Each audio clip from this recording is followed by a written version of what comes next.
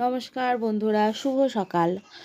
আজ আমাদের ছোট কৃষক অভি কোদাল নিয়ে চলেছে মাঠে, কেননা মাঠে হলুদ তোলার জন্য। যে দেখো যাচ্ছে, এবার এই হলুদ গাছের গোড়াগুলো আগে ভালো করে পরিষ্কার করে নিতে হবে। ও দাদু ওকে বললো, তাই ও একটু পরিষ্কার করে নিল হলুদ গাছের গোড়াগুলো। বদমাইশিটা দেখো কেমন, কোদালটাকে নিচে ফেলে দিল।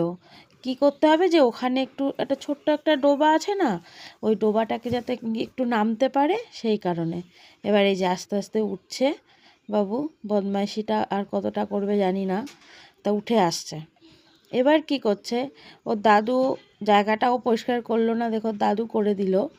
এই যে ওর দাদু সুন্দর করে জায়গাটা পরিষ্কার করলো। এবার বলছে নে এবার কোবা, দেখ কোবালে সুন্দর হলুদ উঠে আসবে।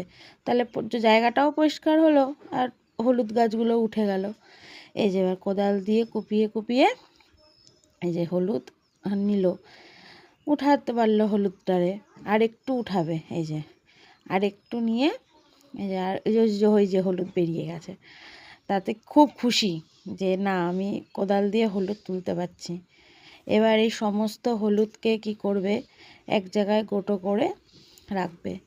এবার ও দাদু বলল একটা ঝুড়ি নিয়ে আয়, ঝুড়ির মধ্যে হলুদগুলো তুলে সমস্ত হলুদ মাটি ফেলে ঝুড়ির মধ্যে গুছিয়ে সুন্দর করে এগুলোকে বাড়ি নিতে হবে। তার জন্য দুজনে মিলে হলুদগুলোকে সুন্দর করে একটা ঝুড়িতে গুছাচ্ছে। দাদুকে বলছে যে কি করে নিয়ে যাবো বাড়িতে। দাদু বলছে দাঁড়া, আমি একটা তোকে ব্যবস্থা করে দিচ্ছি। মাথার মধ্যে গামছাটা বিড়া করে ওর দাদু সমস্ত হলুদের ঝুড়িটাকে ওর মাথায় তুলে দিল। এবার এই যে চললেন বাবু বাড়ির উদ্দেশ্যে রওনা হলো। এবার এই হলুদগুলোকে সমস্ত বাড়িতে অল্প অল্প করে ঝুড়ির মধ্যে করে নিয়ে আসবে।